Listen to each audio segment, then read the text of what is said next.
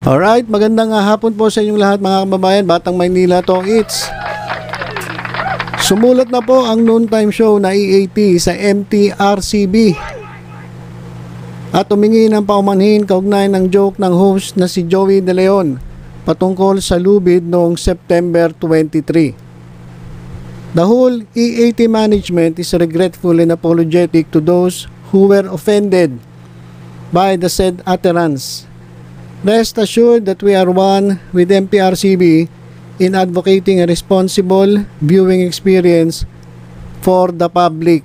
O yan po yung mga kababayan, yung sulat po ng TVJ Productions. At ang pumirma po ng sulat ay si Jenny Ferre. Siya po ang EAT Head of Creatives and Production Operations. At ito pong sulat, yan po yung nasa ating screen ay naka-address po kay Chairperson Diorela Maria G. Soto Antonio. At naka-address po sa Movie and Television Review and Classification Board, dyan po sa MTRCB Building, number 18, Timog Avenue, Quezon City, Philippines. Ayan mga kababayan, babasahin po natin yung nilalaman ng sulat. Dear Chairperson Soto, we are writing to formally explain an incident that occurred last September 23, 2023 during EAT's Give Me 5 segment involving one of our hosts, Mr. Joey De Leon. During the said incident, Mr. Joey De Leon suggested lubid rope as an answer to a question regarding things that may be worn around the neck. He conveyed this verbally in a very brief manner without further actions, elaborations, or demonstrations. However, some viewers interpreted the utterance of the said object to be an insinuation of suicide, which is very sensitive and triggering subject. In this regard, the whole EAT management is regretful and apologetic to those who were offended by the said utterance. Rest assured that we are one with MTRCB in advocating a responsible viewing experience for the public. Thank you. Very truly yours, Jenny Ferre. So yan mga kababayan, yung naging sulat ng EAT ng TVJ Productions Incorporated. So hindi na nila hinintay na sila ay ipatawag ng MTRCB na pwede pong mangyari. Under investigation po itong pangyayaring ito. At pinag-aaralan po malamang ng MTRCB kung kinakailangang ipatawag itong EAT. So bago pa man sila ipatawag, inunahan na agad ng TVJ na humingi ng paumanhin o humingi ng sorry, hindi lamang sa MTRCB kundi sa lahat ng naapektuhan ng birong ito.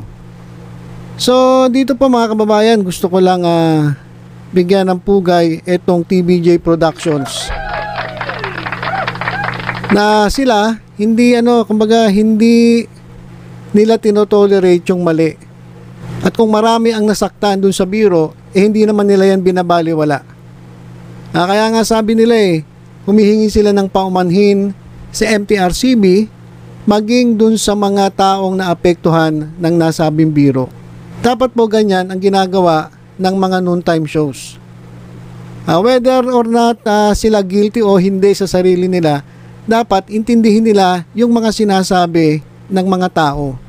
Hindi katulad ng ginagawa ng iba na dahil aninindigan sila na wala silang mali, hindi sila humingi ng paumanhin kahit man lang dun sa mga taong nasaktan nila o naapektuhan dun sa nangyari. Diba? Kasi alam mo, responsibilidad ninyo, lalong-lalo na yung mga noontime shows, responsibilidad ninyo, responsibilidad ng mga host, responsibilidad ng mga producers. Kung ano man yung ilalabas ninyo sa telebisyon, kung merong nasaktang mga tao, dapat humingi kayo ng paumanhin. Hindi yung porke sa tingin ninyo, wala kayong mali, hindi mali ginawa ninyo, hindi na kayo hingi ng tawad. Kahit wag na muna sa MTRCB. Kasi sinasabi nila bias daw. Kahit hindi na lang dun kung kayo may respeto sa tao, kahit dun lang sa taong naapektuhan, dun lang kayo humingi ng sorry. O kahit pag nakilala Soto. Kasi sinasabi nyo, bias. Doon na lang sa tao na mga nasaktan. O ito mga kababayan hindi pa guilty ang hatol ng MTRCB dito sa EAT. Wala pa silang inilalabas na show cause order o notice of yung papatawag sila. Wala pa. Pero sa kabila nun, pinakita na agad ng pamunuan ng TVJ Productions na handa silang magpaliwanag. Na handa silang humingi ng tawad doon sa mga naapektuhan, lalong-lalo na po doon sa mga nanonood kasi alam niyo yung inyong tagumpay dyan sa inyong mga shows, utang nyo yan doon sa mga manonood Di ba? So ito mapapansin niyo yung sulat ng ng TVJ Productions. Sila ay very regretful at apologetic to those who are offended. Doon sa sinabi ni Joey De Leon. Kung mayroong mga tao man na talagang na-offend at talagang hindi nagustuhan, humihingi ng tawad itong TVJ Productions. Kahit hindi pa sila pinapatawag ng MTRCB. Kasi alam nila kasi ang responsibilidad nila sa mga manonood. Kaya alam niyo, kaya mahal na mahal sila ng tao Kasi mas priority nila yung yung mararamdaman ng tao. Yun yung yung kulang dun sa iba Di ba? Yun yung kulang sa iba na porke kala nila hindi naman masama ginawa ko Wala namang masama dun sa kumain ng ng cake Hindi naman question yung pagkain mo ng icing Hindi naman yun yung yung tinatanong at hindi yun yung issue Ang issue, the way you eat the icing, yun ang naging problema. Pero mo kakain ka ng icing, magsusubuan kayo. Kukunin mo ng daliri mo, tapos isusubo mo kung kani-kanino, ay yun ang mali. So maraming naapektuhan doon. Pero naringgan nyo ba yung gumawa nito ng sorry? Kahit hindi na nag-sorry sa MTRCB, hindi na, kahit hindi na mag-sorry kay Lala Soto, doon na lang sa mga tao na na-offend. Di ba? So dito po sa TVJ Productions, alam niyo nakakabilib po kayo. At sa tingin ko, ito mga kababayan at sa tingin ko kung sakali mang may parusang ipapataw itong MTRCB sa EAT, alam ko malugod itong tatanggapin ng pamunuan ng TVJ Productions. Hindi nila ilalaban to, kumbaga hindi nila talagang itatawagin yung mga taga-suporta nila. Suportahan nyo kami. Suportahan nyo kami. Ipaglaban natin to. Wala kaming mali. Sa tingin ko hindi gaganon ang gagawin hindi ganon ang gagawin ng TVJ. Hindi sila mananawagan doon sa mga taga-suporta nila. Hindi ganon Hindi yun yung tama Ang tama, kung nasaktan mo yung mga manonood, na unang-una sila yung buhay ng inyong noontime show, dapat yun ang unahin nyo, yun ang intindihin ninyo, hindi yung mga sarili ninyo. Di ba? Kaya, ang layo po talaga. Ang layo ng EAT, ng pamunuan ng TVJ Productions dun sa isa. Sa totoo lang mga kababayan.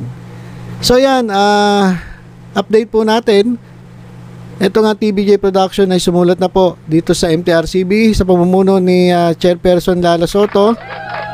At sila po ay formally gusto mag-explain at sila po ay humingi ng kapatawaran kung sino man ang na-offend ng sabing pagbibiro ni Henyo Master Joey De Leon. At ang pumirma po dito sa sulat ay si Jenny Ferre, na loyal dito po sa TVJ, hindi po katulad ng isa doon. Yung isa na tumalikod po sa TVJ, kumbaga parang nag-traitor sa TVJ. Pero makasakasama mo, biglang magugulat ka na lang, titistigo laban sa'yo. So, bahala sila sa buhay nila. Basta, eto mga kababayan para lang kay Henyo Master Joey De Leon o kahit sino dyan sa mga host ng EAT, payo ko lang po, bilang syempre nagasuporta din tayo ng TVJ at ng Legit Dabarkads, medyo ingat-ingat po tayo sa mga salita natin. Sa totoo lang, hindi po tayo perfecto. minsan nakapagsalita tayo ng minsan akala natin okay lang, pero sa iba hindi pala maganda yung dating. Susunod dapat medyo alalay po. medyo bantayan natin sinasabi natin, kasi unang-una napakarami pong mga troll. Ang daming troll na nakabantay. Kaya konting mali lang, naku, magngangawa na naman. Mga kumakalat na mga troll kung saan-saan dyan sa Gedli. So, yun lang po muna mga kababayan. Ingat po tayong lahat. God bless.